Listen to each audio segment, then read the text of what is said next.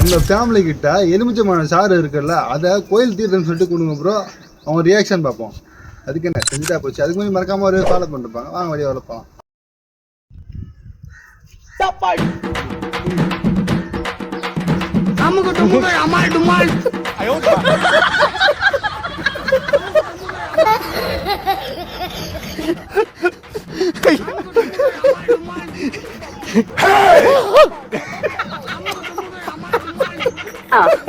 ஐயோ காட்டு கொள்ளு.